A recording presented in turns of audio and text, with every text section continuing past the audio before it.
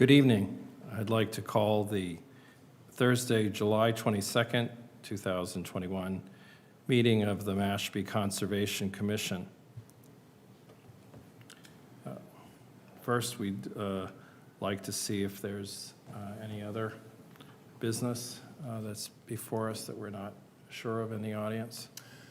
Doesn't look like anyone's Okay. public comment. Hearing no public comment, we'll go over to our pre-hearing agenda. Up in the corner up there. Okay, so Charlie's here, so we have that. Charlie's here. Okay, so He's we have on, yeah, Okay. on the Zoom, yeah. Okay, there are no meeting minutes to approve, so we'll move right to the first few items on the pre-post hearing agenda. First one is the Childs River restoration. I think I had sent out some progress photos to the commissioners recently, and the last phase essentially was Carrot Shop Road, the culvert replacement. I'm assuming that has been freed up now for passage. I haven't been down there. I was with a guy who was on their steering committee or something last evening, and he said, hopefully this week.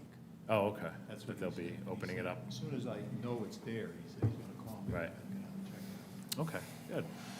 So as far as any remaining work that needs to be done, from what I had been informed last was that they're putting out the seed mixes for some of the conservation plantings, mitigation plantings, going through that work, and likely just finalizing things like signage, designated pathways. There will be a revised trail system through there because some of the old access bog roads have now been filled in as restoration area.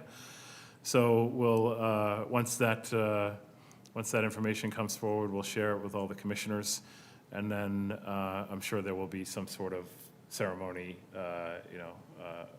opening up the restoration area to all the stakeholders that were involved at some point, and we'll make sure that everybody gets plenty of advance notice for that. That should be pretty exciting.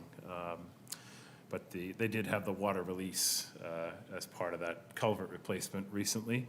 And, given the size of rivers on Cape Cod, it wasn't like a, climactic gush of water. It's more like just a kind of slow-moving trickle.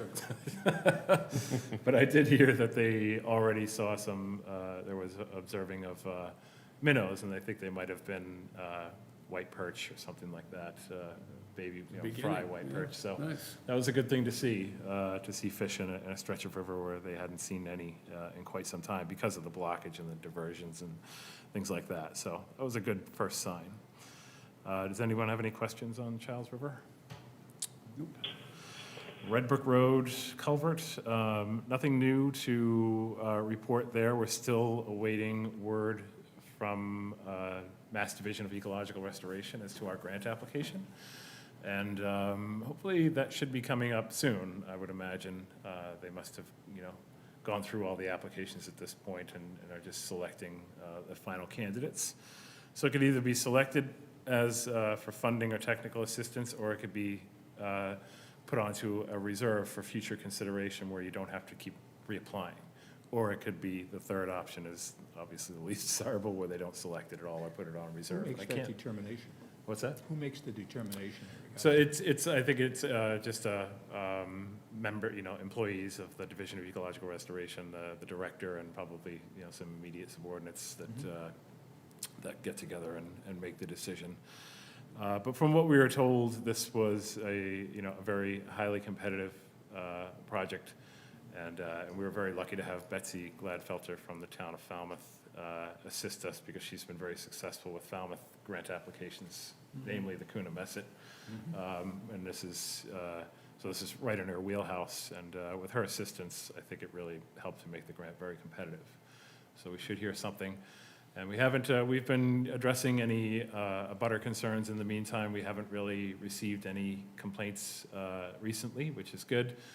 And I don't know if anyone's driven by Red Brook recently, but you're kind of getting a picture of what it might look like in the future if stream restoration was to be implemented. This is kind of giving you a preview of what it may look like, not completely, but at least to some extent with the greenery coming up. And Pretty. yeah. So we'll just we'll keep this on the agenda for any new news coming up. And is it okay if I just go, I'll just go right through these, because we don't have any hearings tonight, but we'll have to open up the hearings and vote on continuing the continuance requests. Upper Quashnet Restoration, still ongoing. It looks like they're getting pretty close to the conceptual plan stage. Based on the invoices that we've received, I think they're pretty much wrapping up the initial data collection, and now they're coalescing that data into some conceptual approaches out there. So I would think within the next 2 months or so, and don't hold me to that, but you'll see Horsley Witten attend one of our meetings to show us some conceptual approaches out there, and then we move on to the next phase, which is implementing a chosen restoration approach out there. Bylaw Review Subcommittee. Just today, I had sent out 3 versions of our Mitigation Regulation 12, and I did put them up on the screen. One of them here, this is the existing language of our current mitigation regulation. No changes or edits. This is just the existing regulatory language as it is now. And then going to, this is where you see the proposed edits that we worked on as part of our bylaw review subcommittee. I did go back into, and when we will reconvene in a subcommittee as well to go over these. But there were some, when I went back through it, some sections that I had proposed to be removed upon closer inspection, decided to leave them in, because I think it just allowed for a little more comprehensive coverage of, our requirements and different scenarios. Yeah. But we'll go over that. But I just wanted to get this out to everyone, so you can start looking at it and have plenty of time to go over what the changes are. A lot of it is just formatting changes, like you can see here, the areas highlighted in red. Just getting a nice, and we'll do this for every single regulation that we have, having a preamble, and then labeling, formatting-wise, going sections labeled as 1, 2, 3, 4, 5, and so on, and then the subsets under those as A, B, C, and then back to 1, 2, 3, just depending on, how much or little information is in each regulation. But I wanted to, first and foremost, just get this universal format down for every single regulation that we have. Yeah. So ease of reference, consistency of reference. So everything that you see highlighted in red is the new proposed language, and then you'll see crossouts of existing language. And that's basically what you'll be looking for. And then the third version is the clean version, where I've taken all the crossout language, deleted it, inserted the new language, so you see what the final product will look like, basically. Or is it bigger? Huh? Did you make it bigger? I was afraid you were going to ask that question. The answer is yes. Of course. It expanded by 1 page. Oh, that's not bad. No, it's not bad, but considering how much information was kind of condensed, because a lot of this, particularly, I'll just go down to the one part of this regulation that I felt the most changes were warranted. Actually, Use a grant trick and go to 11-point font and get that page back. Oh, absolutely. So these sections here fall under mitigation plan requirements. And as you can see, each one of these bullet points is, anywhere from a short to a medium-sized paragraph of information. And what I decided to do was to try and trim that down to just these bullet points here under section 2. And, a lot of it is just kind of wording that we as staff really need to pay more attention to than the public. And so just eliminating that wording, putting it all in bullet points in a nice, neat, orderly fashion. And then this chart right here actually took up about 4 or 5 paragraphs of a language that's now been proposed to be deleted. It all fits nice and neatly into this nice little chart that goes over spacing requirements, depending on gallon sizes available at the nurseries. And again, we can look at that. That chart may be expanded upon further review.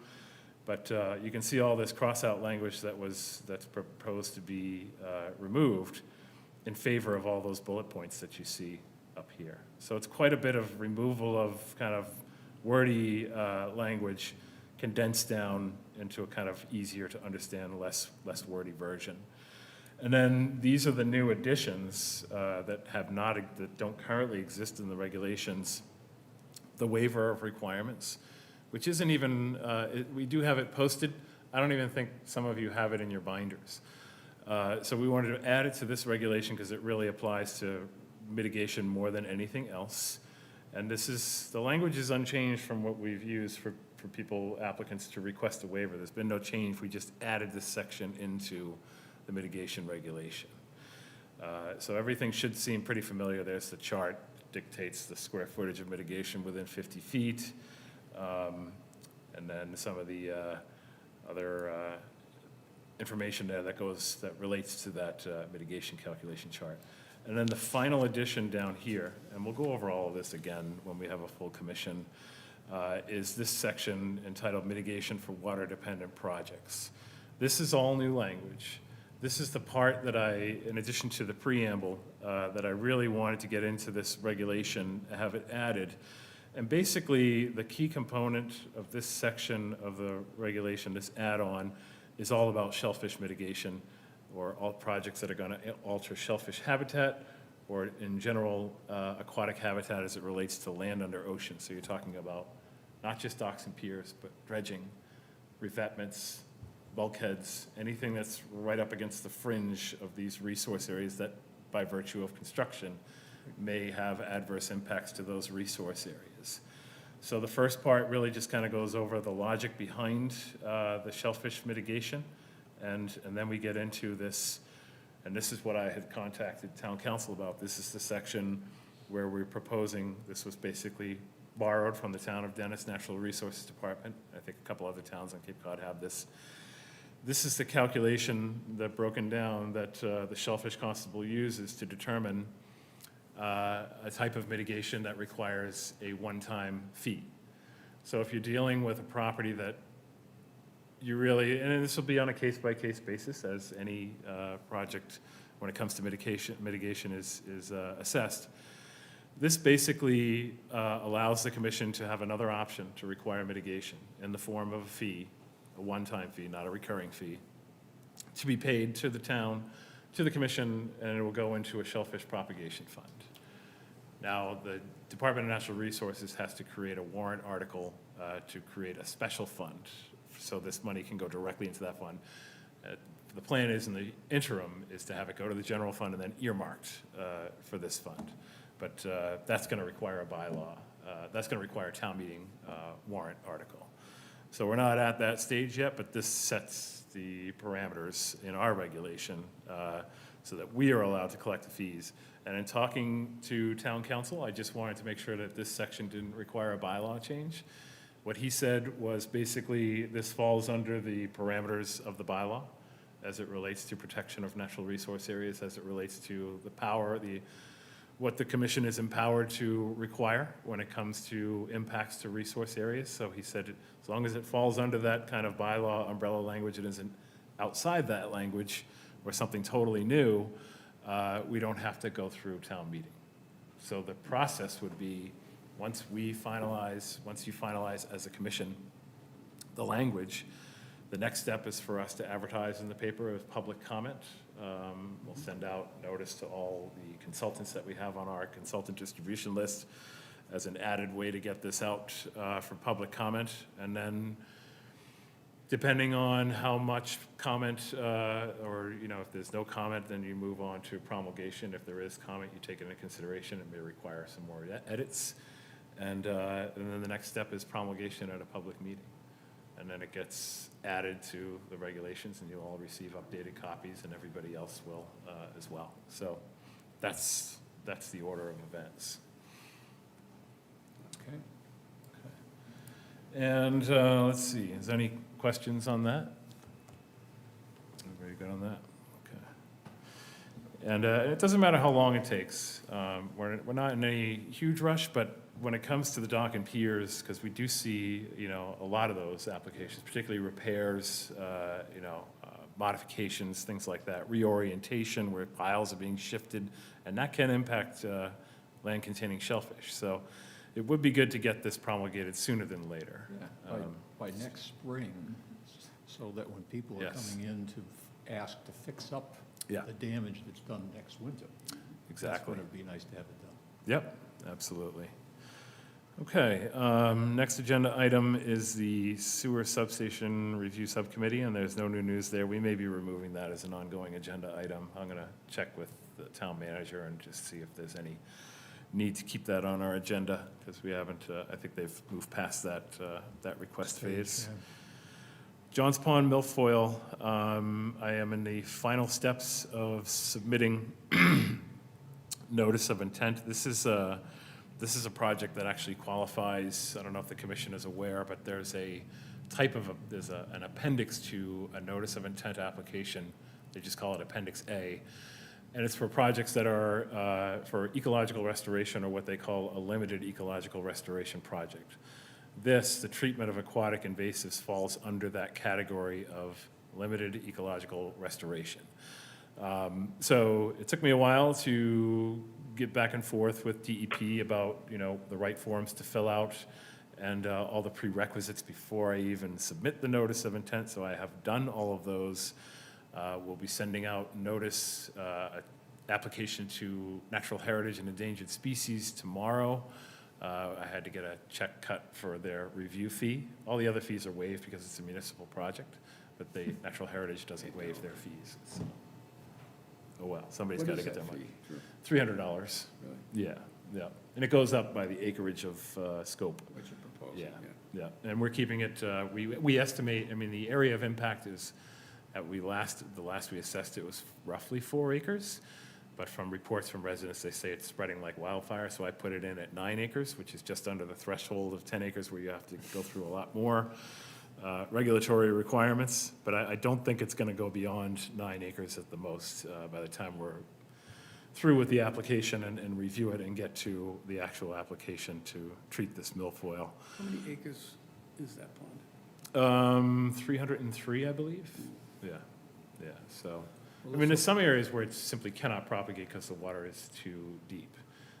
It has to have sunlight exposure in order for it to grow to any sort of meaningful extent.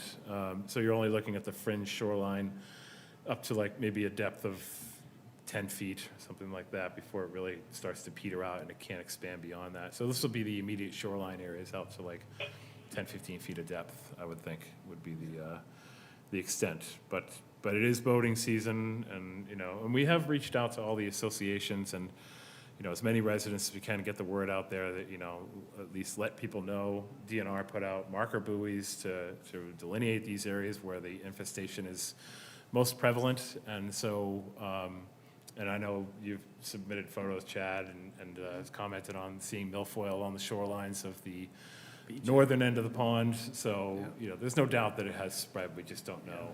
But when it gets to the stage after review and approval, the company that we have in mind to do this work will go out and do a pond-wide assessment and then, adjust their scope of work accordingly. So That day that I was up there, it was very windy, and it could have just been breakaway that was Right. coming in with the waves. Sure. But it was everywhere. Yeah, I was surprised how much was I there. know, yeah.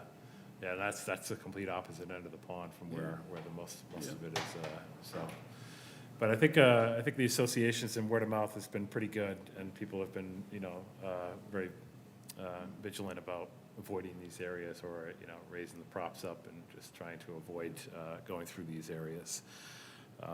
So I would anticipate a filing before the commission, hopefully by late August, or at the latest by the end of September. And then if you approve it and everything, all the information is there, we'll immediately start contact with the company and get things rolling out there. So I don't know when the time of year would be the ultimate, the preferred time of year for treatment, but they'll let us know that at that stage. So Choptake Bog, Horsley Witten has gone out. They were the selected contractor. We finalized the contract with them. So everything is in place. They went out last week, I believe it was, or maybe even the week before, to install, actually, it was last week, beginning of last week, to install some monitoring devices in the bog and out in the pond to start the data collection. And so that's gotten going, and we still have to have kind of like an an official onsite with the in lieu fee program, who gave us this $25,000 grant, and Horsley Witten. It's just the weather hasn't worked out initially when we were supposed to schedule it. But we will have that, and we'll extend the invite out to all of you if anyone's interested in attending. Just go over the scope of work, and if anyone has any questions about what this phase involves. This is basically data collection, looking at the existing bog conditions, and trying to make a assessment of what type of wetland restoration is best for this particular bog area. Some cranberry bogs aren't really born out of wetlands, but it's a pretty safe bet that if you've got a bog that's bordering a large pond, it was once a wetland. So that's one of the things that needs to be assessed too. So we'll have more information with that. And then the last item is I recently had a meeting with Ken Bates of the Waterways Commission, and his name escapes me, but he's the chairman of the Shellfish Commission. Myself, the Director of Natural Resources, and Assistant Town Hall Manager Wayne Taylor, to go over kind of brainstorming about what can be done about the Mashpee River. And this is kind of in the interim while the wastewater treatment is being planned out and implemented. Because that's going to be a long time. We all know that's going to take many years to implement. It's going to be phased in. So what they want to do is just kind of have a discussion with, ultimately what was thrown out there was to plan a date and time where Waterways, Shellfish Commission, and Conservation Commission can sit down together at a meeting and just kind of brainstorm about, because we all have separate purviews, but we all have the same interest in improving, habitat, water quality. So that's across the board purview for all of these commissions. But they felt we all agreed it would be a good idea to have a meeting of the minds and throw out some ideas, because each one has, control over certain regulatory aspects when it comes to proposals like dredging, what to do with the dredge spoils. Is dredging going to be feasible?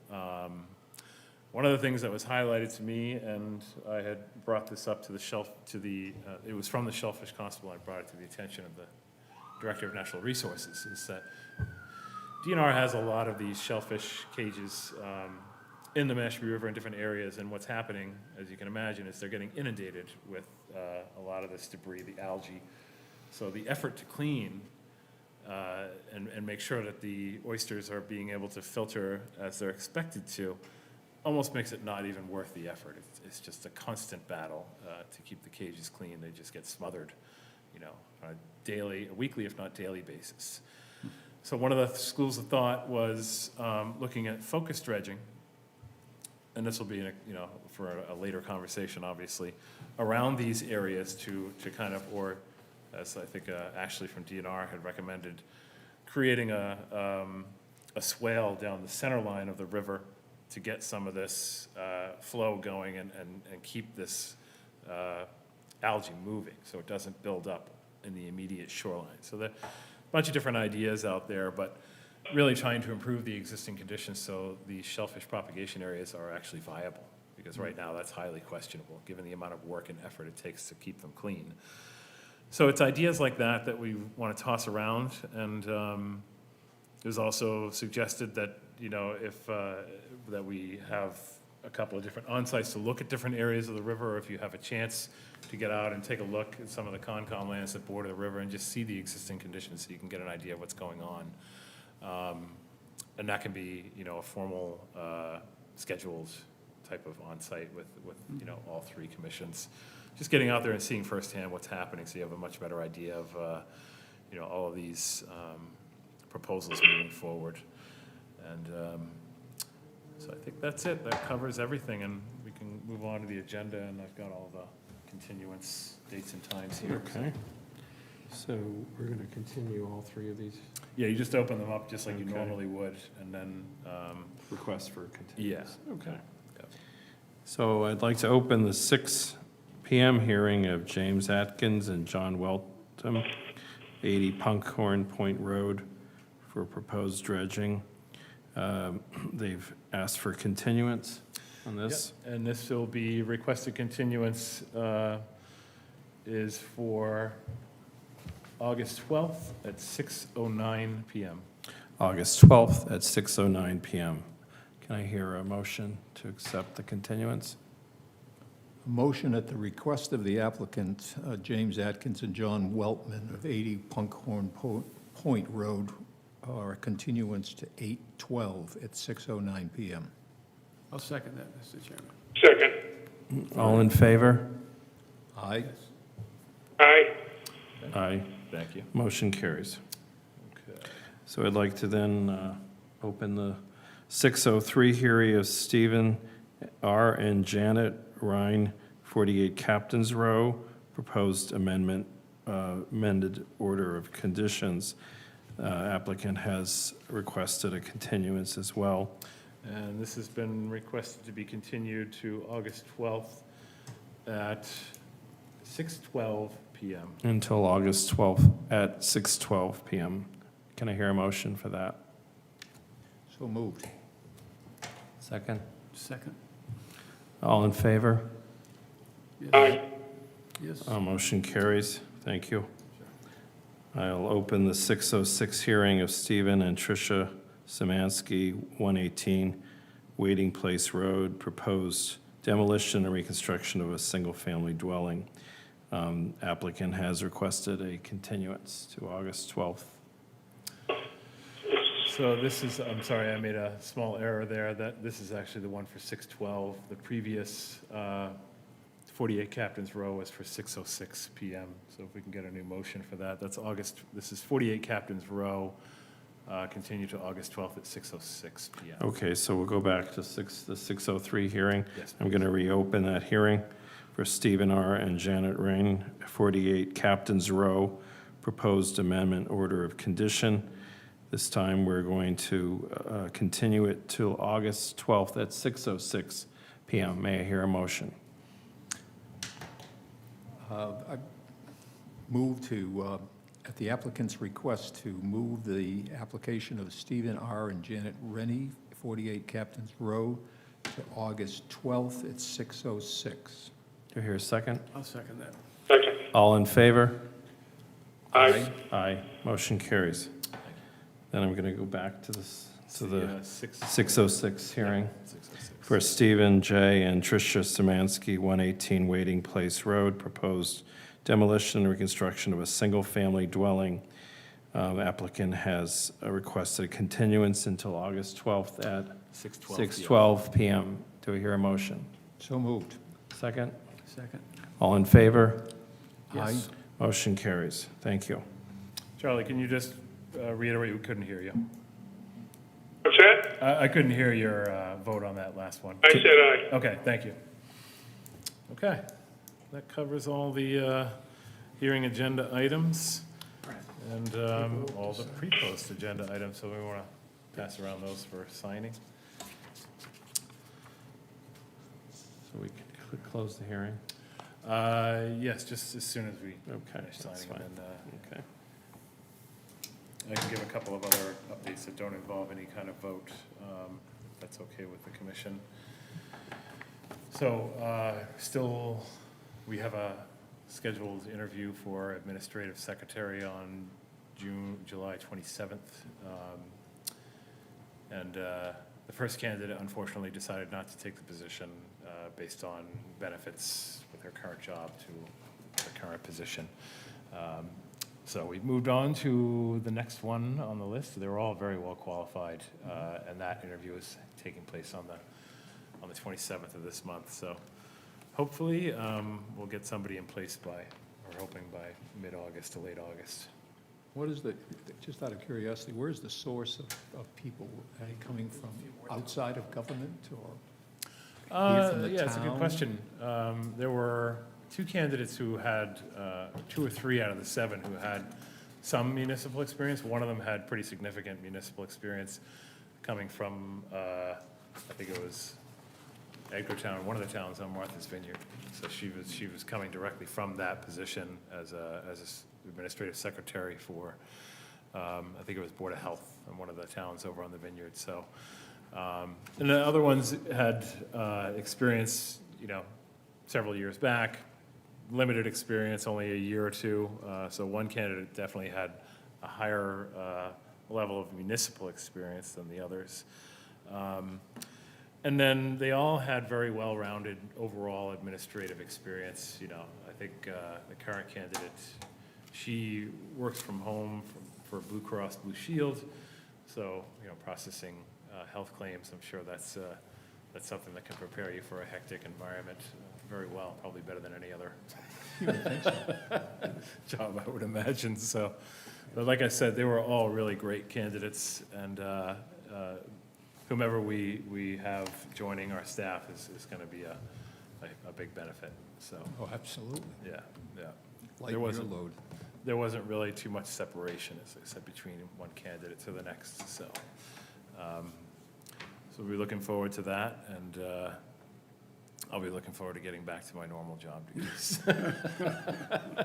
Not that processing invoices and payroll isn't a blast, but yeah. I'm actually just now getting the hang of it. Really? It's Oh, becoming yeah. secondhand now. But I'll still be happy to give it up. Of course. Okay, and that's it. Okay, then I'll vote to close the hearing. May I hear a motion? I'll second. Make a motion to close the hearing. Okay, second? Second. Thank you. All in favor? Yes. Aye. Aye. Thank you very much. Thank you, everybody.